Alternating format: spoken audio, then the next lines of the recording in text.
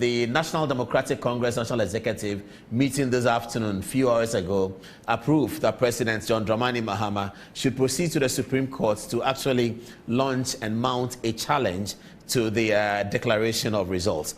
So we're going to begin the story from the declaration of the results. Now, the results were declared on the 10th of December or so, and so if we're going to count 42 days, I think we're going something like the 9th of February. What does 42 days mean? We'll get there later. Keep the number 42 in your mind. The declaration was given, and then there's a lot that has been said about the declaration, and many people have made their comments. I think that what the issue about the declaration was that in presenting the election results, the Electoral Commissioner, Madam Jean Mensah, did not make the case for the difference between the total votes cast and the total valid votes cast as being a difference between the total votes cast and the rejected ballots. So rejected ballots minus total votes cast gives us the valid votes cast. The percentages thereof are calculated upon the valid votes cast, so that the votes attributed to John Dramani Mahama and attributed to Nana Addo Dankwa Akufo-Addo, to obtain the percentages of these votes within the larger contest, you do the equation against the valid votes cast, which is a difference between the total votes cast and the rejected ballots. Let's go back and hear Jean Mensah again, and you understand what I'm saying. So the figures she gave us were not wrong. There was nothing wrong with the figures. It was the presentation. Let's have a listen. At the end of the polls, Nana Addo Dankwa Akufo-Addo of the New Patriotic Party obtained 6,730,413 votes, being 51.595% of the total valid votes cast. John Dramani Mahama of the National Democratic Congress obtained 6,214,889 votes, being 47.366% of the total valid votes cast. Distinguished ladies and gentlemen, on the basis of the foregoing election results, and by the power vested in me as the chairperson of the Electoral Commission of Ghana and the returning officer of the presidential election, it is my duty and honor to declare Nana Addo Dankwa Akufo-Addo as President-elect of the Republic of Ghana. May God bless our homeland Ghana and make our nation great and strong. Let peace reign. Thank you. Okay, so you heard Madam Jean Mensah. You heard what she said. It could have been better, but this is the point that I'm trying to illustrate. Okay, so if you come to the screen with me, viewers, just check out the screen with me. Number of votes gained by each candidate. So this is how we presented it. So candidate Nana Addo Dankwa Akufo-Addo got 6,730,587. Candidate John Dramani Mahama got 6,213,182.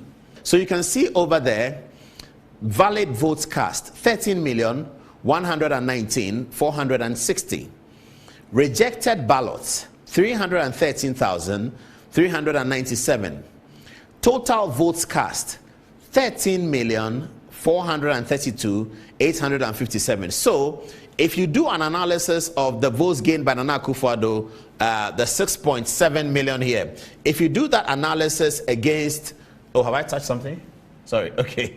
If you do that analysis of the 6.7 million, if you do that against the valid votes cast, you would actually end at Nana Akufo-Addo's figure of 51 point something million. And if you do the analysis of John Dramani Mahama, 6.2 million, against the valid votes cast, you would actually come to the conclusion of, as the Electoral Commission concluded. But that's the first part we want to begin. So we are beginning this analysis of the election petition that will be filed by the NDC tomorrow, Wednesday, with the declaration, because what is on trial at the election petition is this declaration.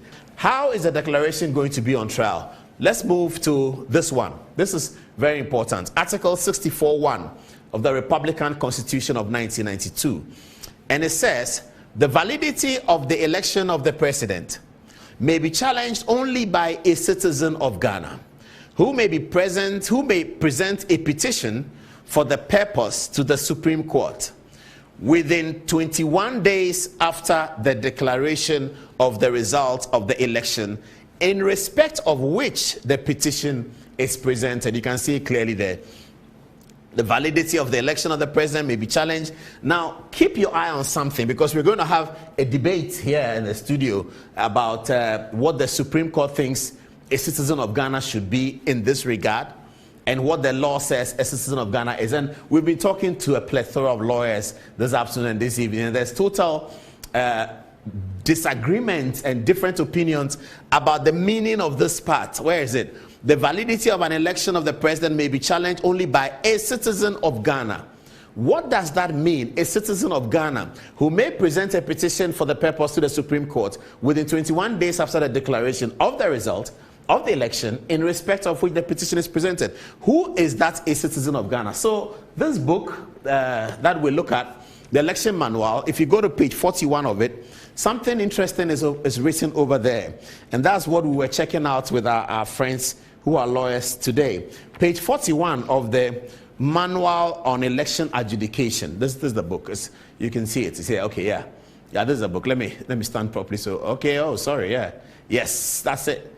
Election manual. This is the book here. You can see the book. Okay. Now, on page 41 of the book, something interesting is presented over there. Let's look at it. It's here. Okay. This is what the makers of the manual think the meaning of a citizen of Ghana ought to be. They think when they say a citizen of Ghana, it should mean this. And let's walk through it.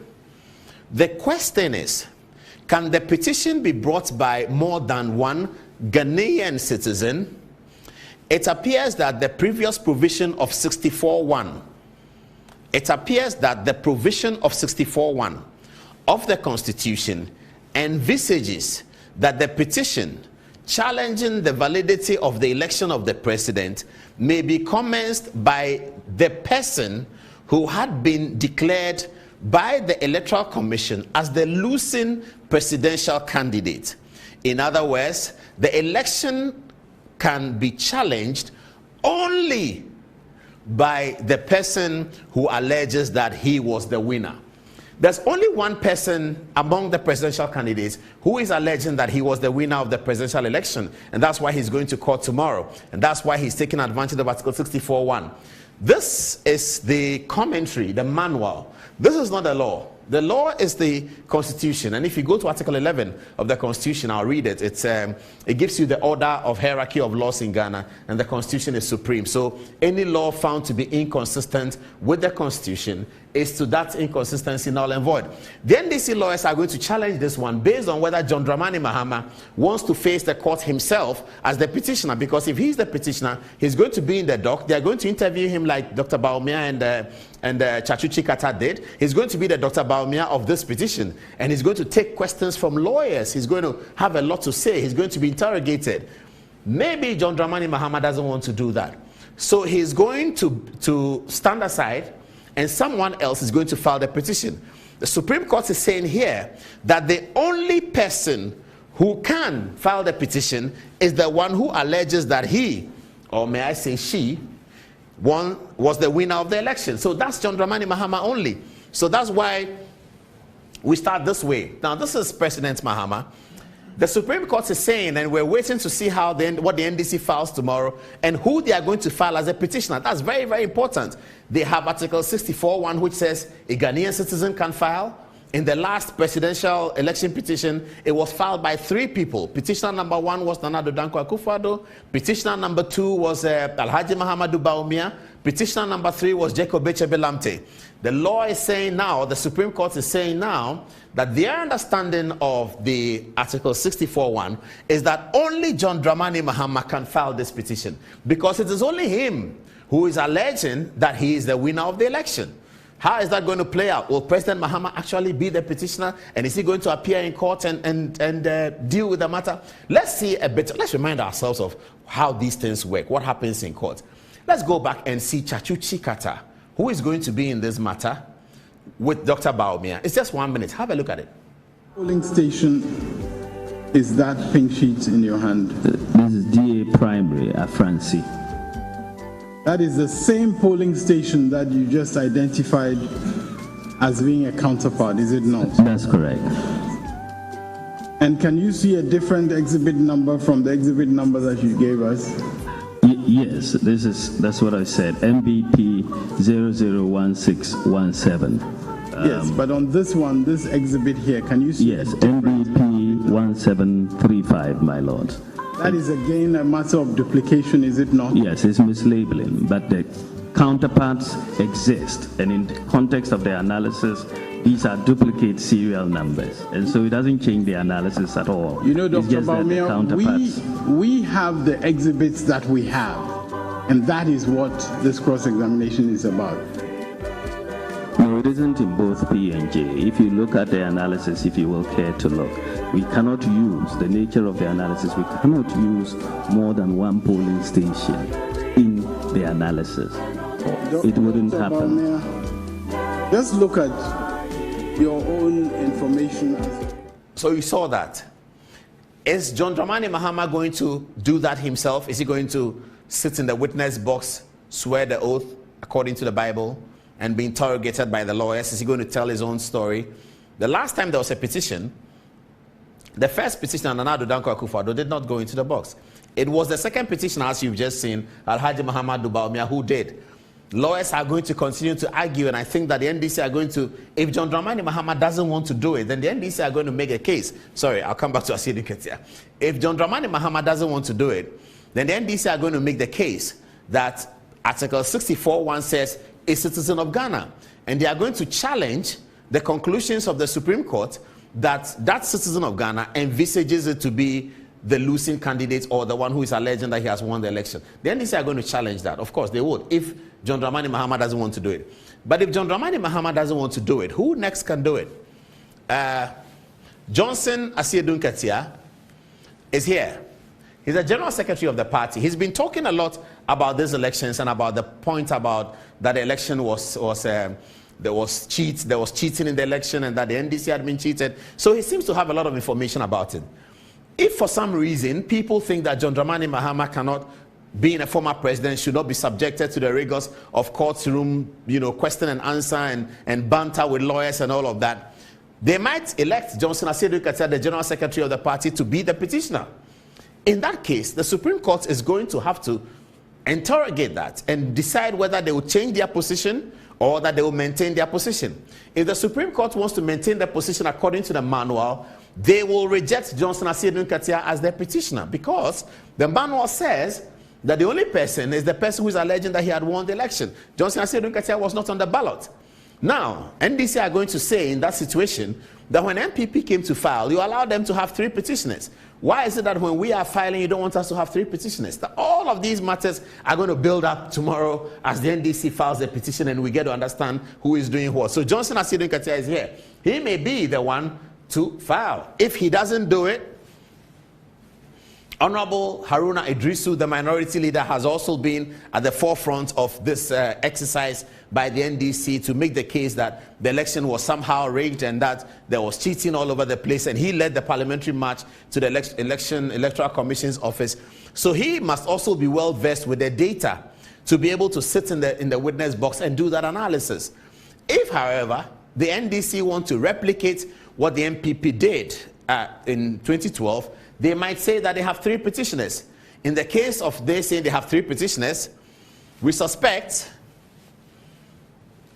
that the 3 petitioners would be these 3. Sorry, we've left out the running mate, because if you look at the NDC situation, you will see the running mate. We've let the running mate out. We suspect that if the NDC are going to present 3 petitioners, it will be John Dramani Mahama as the first petitioner, Johnson Asiedu Ketia as the second petitioner, and Honorable Idrisu Haruna as the 3rd petitioner. This is how we think is going to play out in the Supreme Court. But first, a decision will have to be made by the court in case the NDC decides to challenge that proposition that the interpretation of Article 64(1), which is a citizen of Ghana, means that that citizen of Ghana has to be the one who lost the presidential election.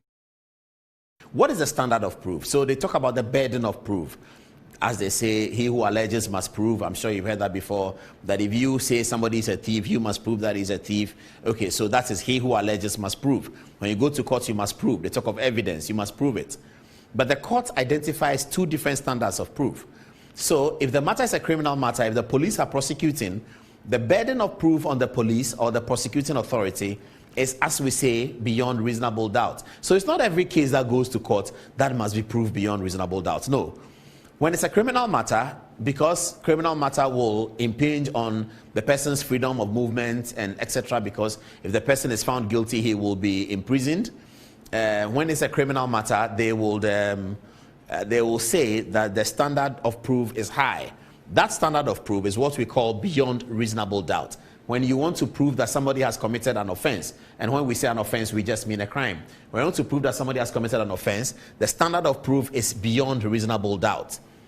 When you and I are fighting over land, or you and I are fighting over a car, or you and I are fighting over some property, two people, two companies fighting over money, something like that, that's a civil matter. That doesn't involve the police. That involves two Ghanaians fighting over something. That's civil, that's not criminal. When we go to a civil matter for a civil trial, the standard of proof is different. It is on the balance of probability. So there's beyond reasonable doubt, and there's on the balance of probability.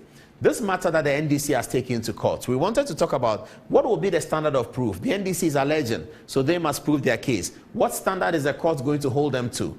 Is the court going to hold them to beyond reasonable doubt, or the court is going to hold them to on the balance of probability? We think that the court is going to hold them to on the balance of probability because it's a civil matter. However, in proving election cases, you might get to the point where the NDC is going to allege a criminal offense against a presiding officer, against a returning officer, or against an election official, or even against the Electoral Commissioner herself. When that happens, or if that happens, because the NDC will be alleging that the person has committed a crime, in that small matter where they are alleging that the presiding officer of, say, Techiman South has done something wrong that constitutes a criminal offense, to prove that, they would have to be proved beyond reasonable doubt, because that small matter, if you like to, if you don't mind, you can call it the inset of the matter. That inset of the matter is a criminal offense that they are alleging. And so if you allege a criminal conduct, that criminal conduct must be established within the election petition beyond reasonable doubt. But generally, whatever the NDC need to prove, they will have to prove it on the balance of probability. On the balance of probability is a lower standard. It just means that looking at your story and looking at my story, the judge will consider everything and come to the conclusion that, given all the circumstances, he thinks that story A is better than story B, and therefore story A wins. That's what balance of probability means. So you are balancing the two and checking the probabilities.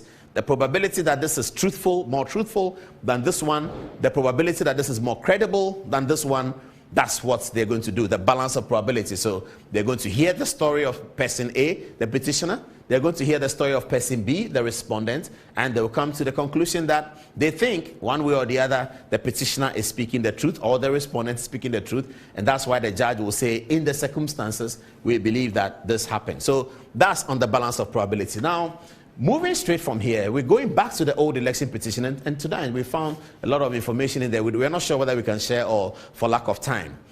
But this is an election petition, and we know that there has been an election petition before.